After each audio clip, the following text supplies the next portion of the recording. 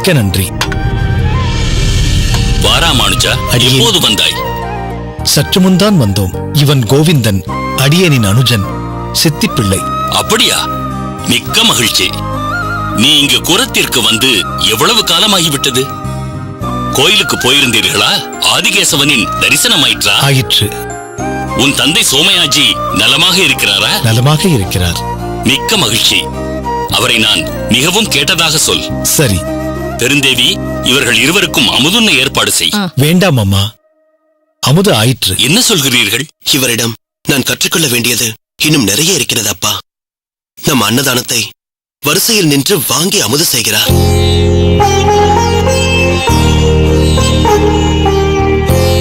வேண்டாம், அகத்திற்கு வாருங்கள், அங்கே அமுது செய்யலாம். இது எளியோர்களுக்கு கொடுக்கும் பிரசாதம் என்றால் நான் எளியோனுக்கெல்லாம் எளியோன் என்கிறார். கோவிந்தனும் அண்ணனின் அடியொற்றி நடப்பவர் அப்பா. அண்ணனின் வார்த்தையை மீறி ஒரு காரியமும் செய்ய விரும்புவதில்லை. ஆனாலும் ஸ்ரீபெரும்புதூரில் இருந்து இவ்வளவு தூரம் கோரேசனை சந்திக்க வந்துவிட்டு நம் அகத்தில் நீங்கள் அமுது செய்யவில்லையே என்று எனக்கு சிறிது வருத்தம்தான். பரவாயில்லை. இன்னும் எத்தனையோ முறை நான் கோரேசனை பார்க்க இங்கு வரப்போகிறேன். அப்போது உண்டால் போயிற்று. சரி. கோரேசா, அவர்கள் போகும்போது ஊருக்கு நடந்து செல்ல வேண்டாம். நம் வண்டியில் அவர்களை அனுப்பி வை. ஊர் எல்லை வரை நீயும் கூட சென்று அவர்களை வழி அனுப்ப வேண்டும். அதுதான் முறை. ஆகட்டும் அம்மா. ராமானுஜா, நான் ஒன்று கேள்விப்பட்டேனே. உங்கள் ஊர் குடிசை பகுதியில் ஏதோ தமிழ் பாசுரங்களை அங்கே உள்ள மக்களுக்கு போதிப்பதாக அறிந்தேனே. அப்படியா? இது பற்றி தாங்கள் என்னிடம் கூறவே இல்லையே. அதற்கான சந்தர்ப்பம் வாய்க்கவில்லை, அவ்வளவுதான். என்ன ராமானுஜா, அதற்கு மாணாக்கர்கள் வருகிறார்களா? வருகிறார்கள். பாசுரங்களை கற்றுக்கொள்வதிலும் அதன் அர்த்தங்களை தெரிந்து கொள்வதிலும் நிரம்ப ஆர்வம் காட்டுகிறார்கள். அவர்களுக்கு இதிலெல்லாம் ஆர்வம் இருக்காதோ என்று நாம் தான் இத்தனை காலம் ஒதுங்கி இருந்தோமோ என்று தோன்றுகிறது. இருக்கலாம். யாராவது முயற்சி எடுத்து பார்த்தால்தானே தெரியும். உன் முயற்சி பலனளித்திருக்கிறது. என்ன கோவிந்தா, நீயும் அண்ணனுடன் வகுப்பிற்கு போவாயா? தவறாமல் போவேன். சில நேரங்களில் என்னை பாசுரம் போதிக்க சொல்லிவிட்டு அதை கவனித்துக் கொண்டிருப்பார். இந்த முறை மார்கழி மாதம் விடியற்காலை ஆண்டாளின் திருப்பாவையை குடிசை பகுதியில் அப்பகுதி மாணவர்களுடன் சேர்ந்து நாம சங்கீர்த்தனம் செய்வதாக இருக்கிறோம். நல்ல யோசனை. கோரேசா, நாம் நம் தமிழ் மறையான இப்பாசுரங்களை இங்கே கூரத்திலும் கற்றுக் கொடுத்தால் என்ன? கற்றுக் கொடுக்கலாம். ஆனால் அதற்கு தங்களை போன்ற நல்ல ஆசான்கள் இங்கு இல்லையே. அது பற்றி கவலை கொள்ள வேண்டாம். இந்த தமிழ் பாசுரங்களையும் அதன் மகத்துவத்தையும் மக்களை அறிய வைக்க வேண்டியதே என் தலையாய பணியாக நினைக்கிறேன். இதற்காக மாதத்திற்கு இருமுறை நானோ கோவிந்தனோ அல்லது இருவருமோ இங்கு வர தயாராக இருக்கின்றோம். உனக்கும் தமிழ் பாசுரத்தை பாடமாக எடுக்கும் நுணுக்கத்தை கற்றுத் தருகிறேன். பிறகு யாருடைய துணையும் இல்லாமல் நீயே பாசுர வகுப்பை எடுக்கலாம். ஆஹா, இந்த சிறு வயதிலேயே இது எப்பேற்பட்ட அர்ப்பணிப்பு! குரேசா, ராமானுஜனை நீ நண்பனாக பெற்றது நீ பெற்ற பெரும் பாக்கியம். ராமானுஜனை நீ உறுதியாக பற்றிக்கொள். அவனிடமிருந்து நற்பண்புகளையும் சத் விஷயங்களையும் இன்னும் நன்றாக கற்றுக்கொள். அவன் சொன்னது போல் இங்கும் பாசுர வகுப்பு துவங்க ஆவண செய். நிச்சயம் செய்கிறேன் அப்பா. ராமானுஜா, கோவிந்தா, நீங்கள் எங்கள் அகத்திற்கு வந்தது எங்களுக்கு மிகவும் மகிழ்ச்சி. கூரத்தில் பாசுர வகுப்பு நடத்த ஏற்பாடு செய்யுங்கள். பாசுர வகுப்புக்காக இல்லை என்றாலும் அவ்வப்போது இங்கு வந்து செல்லுங்கள். நிச்சயம் வருகிறேன் சுவாமி. சரி, நீங்கள் பேசிக் கொண்டிருங்கள். இப்போது உடனே புறப்பட வேண்டாம். சற்று வெயில் தாழ்ந்த பின் புறப்படலாம். சரி. குரேசா, நான் சொன்னது நினைவில் இருக்கிறதா? நன்றாக நினைவிருக்கிறது அம்மா. அவர்களை வண்டியிலேயே அனுப்பி வைக்கிறேன். நீ கவலைப்படாதே பெருந்தேவி. அவையெல்லாம் கூரேசன் செவ்வனவே செய்வான். நீ வா. சரி, வாருங்கள். நாம் அடியனின் அறைக்கு சென்று சற்று ஓய்வெடுத்துக் கொள்வோம். அப்படியே சில ஸ்லோகங்களுக்கு அடியனுக்கு விளக்கம் தேவைப்படுகிறது. அந்த விளக்கத்தையும் தாங்கள் எனக்கு சொல்லி அருள வேண்டும். நிச்சயம் கூறுகிறேன். வாருங்கள்.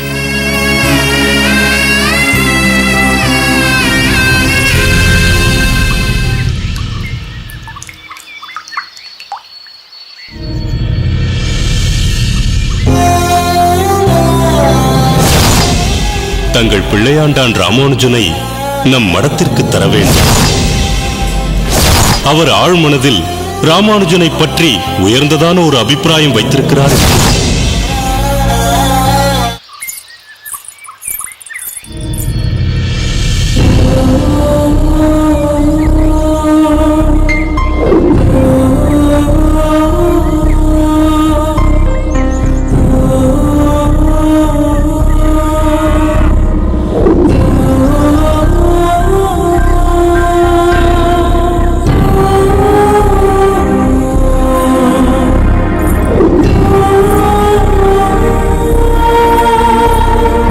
காந்திமதி, காந்திமதி.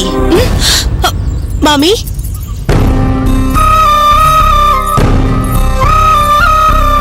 இன்று சீக்கிரம் வந்து விட்டாய் போல் இருக்கிறது. துணிகளை எல்லாம் துவைத்து உலர்த்தி விட்டாயே? ஆமாம். ஆமாம், குடம் காலியாக இருக்கிறதே. ஆற்றில் ஜலம் எடுக்கவில்லையா? எடுக்க வேண்டும். என்ன ஆயிற்று காந்திமதி? மறுபடியும் எதையோ யோசிக்க ஆரம்பித்து விட்டாயே? என்ன செய்வது? ஏதாவது ஒரு வழியில் பிரச்சனைகள் வந்து கொண்டே இருக்கின்றனவே. இப்போது என்ன பிரச்சனை புதிதாய் முளைத்திருக்கிறது? பழைய பிரச்சனையே தான். சற்று அடங்கி இருந்தால் போல் இருந்தது. மீண்டும் வேறொரு ரூபத்தில் வந்திருக்கிறது. எது? ராமானுஜனை பற்றியதா? ஆமாம். ஸ்ரீரங்கம் மடத்திலிருந்து என் அண்ணாவுக்கு ரொம்பவும் வேண்டியவர்கள் இருவர் வந்திருந்தனர். ராமானுஜனை மடத்திற்கு அனுப்பி வைக்கலாமே. ஆச்சாரியருக்கு ராமானுஜன் மேல் ஒரு தனி கவனம் இருக்கிறது. ராமானுஜனும் இன்னும் ஒரு பெரிய நிலைக்கு உயரலாம் என்று கூறினார்கள். சரி, இதற்கு உன் அகத்துக்காரர் என்ன சொன்னார்? அவர் என்ன சொல்வார்? அவருக்கு இதில் விருப்பம்தான். ஆனால் பெற்ற மனம் இப்படி பித்தாய் துடிப்பது அவருக்கு எங்கே தெரிய போகிறது?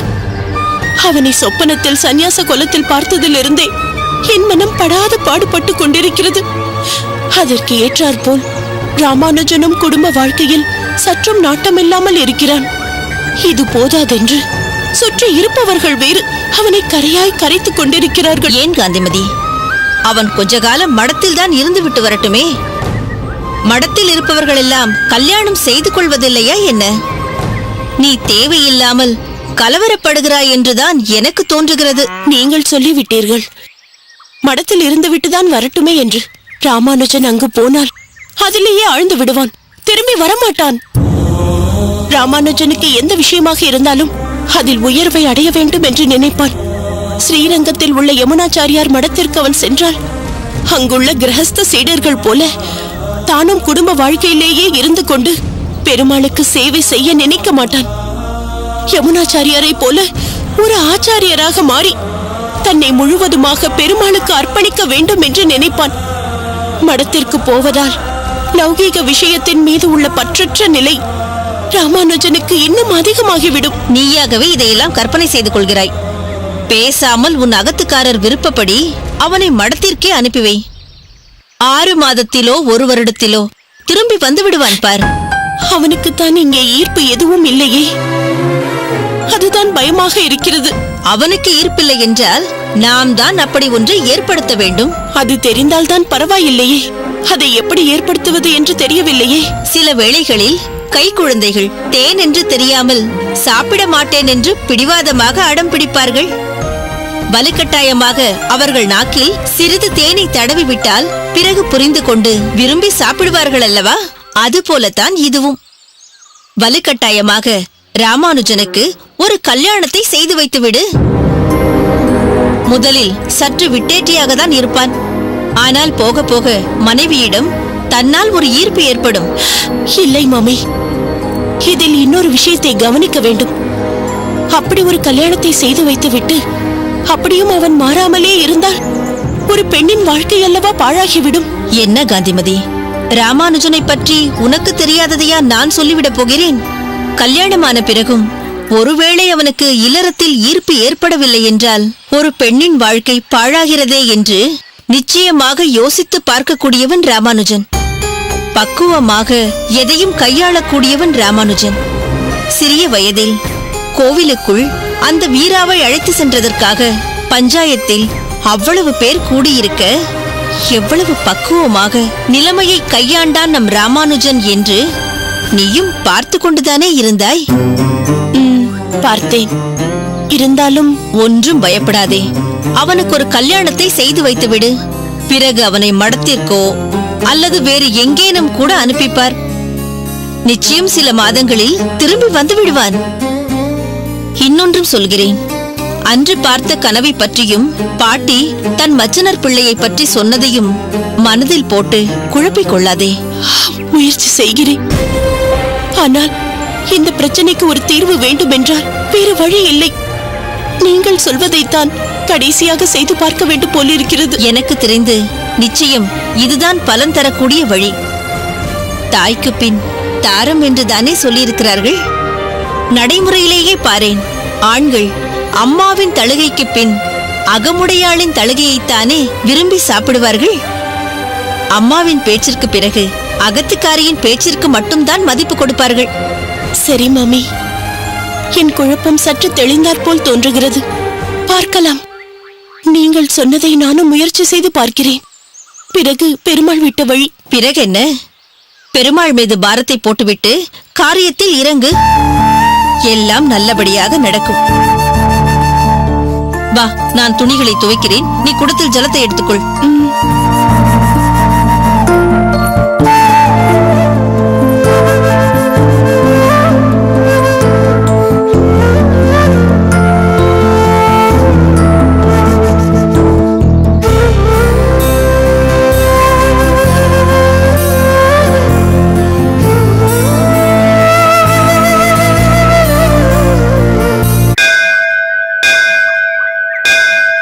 திருக்கோஷ்டி நம்பிகளின் கூற்று மிகவும் உண்மைதான் சுவாமி.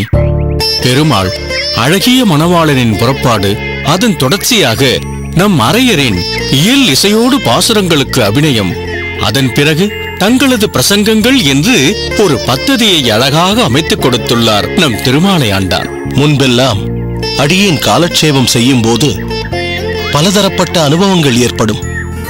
சிலர் எப்போதும் போல் ஆர்வத்தோடு கேட்பார்கள். சற்று தொலைவில் உள்ளவர்கள் எங்கோ பார்த்தபடியும் பேசியபடியும் இருப்பதாக மலராண்டான் கூறுவான். ஒரு சிலர் பகவத் குண அனுபவத்தில் ஆழ்ந்தவர்கள் போல் உறக்கத்திற்கும் சென்று விடுவார்கள். இப்படி பல விஷயங்களுக்கு குறைவிருக்காது. ஆனால் இப்போது நிலை வேறு.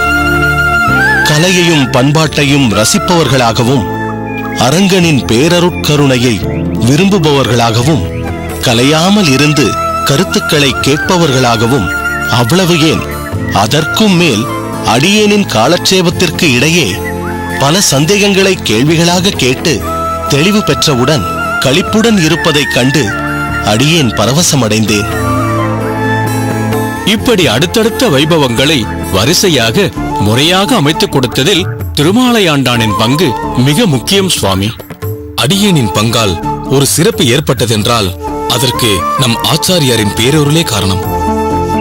அதில் ஏதேனும் குறை இருப்பின் அதற்கு இந்த அடியேனின் அறியாமையே காரணம். பார்த்தாயா திருக்கோஷ்டி, இவன் எப்படி பேசுகிறான் என்று? இந்த திருமாலையாண்டான் அடியேனிடம் வந்து புகுவதற்கு முன்பே அழகர் பெருமாள் வாமனனாய் இவன் உள்ளம் புகுந்திருக்கிறான். பிறகு அவன் திருவிக்கிரமனாய் வளர்ந்து இவன் பேச்சில் விஸ்வரூபம் எடுக்கின்றான். இதற்கும் தங்களின் கருணையே காரணம் சுவாமி. முதலாய் திருமாலிருஞ்சொலை கோயிலில் பொறுப்பெடுத்துக் கொண்ட போது ஏதும் விளங்காமல் தத்தளித்துக் கொண்டிருந்தேன். ஆனால் இன்று ஆச்சாரியாரின் அனுகிரகத்தினாலேயே அனைத்து உற்சவங்களும் சீரும் சிறப்புமாக நடைபெற்றுக் கொண்டிருக்கிறது. யாரை எப்போது எங்கு அமர்த்தி என்னென்ன சத்காரியங்களை செய்ய வேண்டும் என்ற தீர்க்க தரிசனத்தில் நம் ஆச்சாரியருக்கு நிகர் ஆச்சாரியரேதான். சுவாமி, அடியேன். கொடுங்கள்.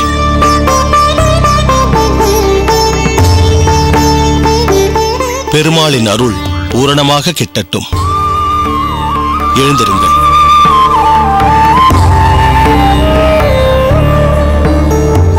திருமலை பிரசாதம் சுவாமி.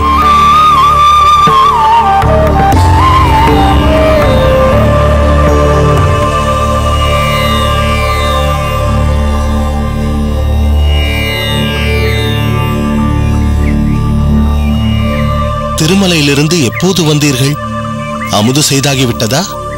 கொஞ்ச நேரம் முன்புதான் இருவரும் திருமலையிலிருந்து திரும்பினோம்.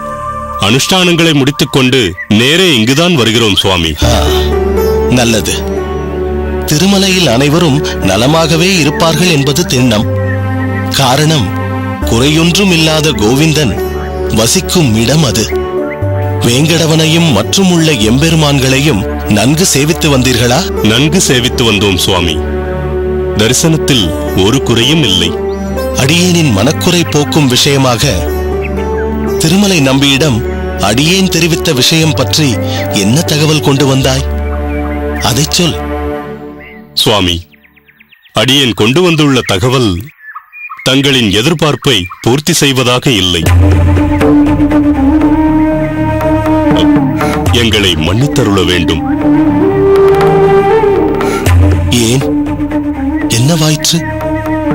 திருமலை நம்பி இது பற்றி ராமானுஜனின் பெற்றோர்களிடம் தெரிவித்தும் அவர்கள் உடன்படவில்லையா? ஏதாவது காரணமாவது தெரிவித்தார்களா? சுவாமி, அவர்கள் அனைவருமே தங்களின் மேல் பற்றும் மரியாதையும் கொண்டுள்ளார்கள். அதில் எள்ளளவும் சந்தேகமில்லை. மேலும் தங்கள் அருளாசியால் தான் ராமானுஜன் பிறந்துள்ளான் என்ற நன்றி உணர்வும் மிகுந்தே காணப்படுகிறது. அதை நீ எப்படி கண்டுகொண்டாய்? சுவாமி, திருமலை நம்பிகளின் வழிகாட்டுதலின்படி நாங்கள் இருவரும் திருமலையிலிருந்து திரும்பும் வேளையில் ஸ்ரீபெரும்புதூருக்கும் சென்று ராமானுஜனின் பெற்றோரையும் கண்டு பேசிவிட்டுத்தான் வருகிறோம். ஓ, இத்தனை பிரதிகாரியங்கள் நடந்திருக்கிறதா? சரிதான். இங்கு ராமானுஜனை அனுப்புவதில் எது தடையாக இருக்கிறதாம்? பெற்ற பாசம்தான் சுவாமி. ராமானுஜனை பிரிய மறுக்கிறது. தற்போதைக்கு ராமானுஜனை எங்கும் அனுப்ப மனம் வரவில்லை. குறிப்பாக ராமானுஜனின் தாயாருக்கு.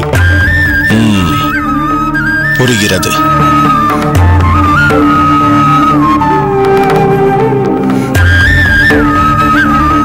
கர்ம பந்தத்தின் வலிமை அப்படி. மனஏவ மனுஷ்யானா காரணம் பந்த மோக்ஷியோகு. ஒரு மனிதன் சம்சார பந்தத்தில் அகப்பட்டு கொண்டு தத்தளிப்பதற்கு அவனுடைய மனம்தான் காரணம். அவன் மோட்சம் அடைவதற்கும் அந்த மனம்தான் காரணம். அதனால்தான் ஆழ்வார் தம் மனத்தை நோக்கி எம்பெருமான் திருவடிகளை என்றும் சேவிப்பாய் என்கிறார். அடியேன் ஒன்று நினைத்தேன், அரங்கன் வேறு விதமாய் நினைக்கிறான் போலும். கால நேரம் அவன் கையில், அவன் இச்சைப்படி நடக்கட்டும். அடியேனால் இப்போதைக்கு முடிந்தது அரங்கனிடம் பிரார்த்தனை. அதை அவன்தான் நிறைவேற்றி தர வேண்டும். சரி, நேரமாகிவிடப் போகிறது. நீங்கள் அனைவரும் அவரவர் இல்லம் திரும்புங்கள். ஆகட்டும் சுவாமி. தெய்வவாரி சுவாமி, திருதண்டத்தை எடு. அடியேன்.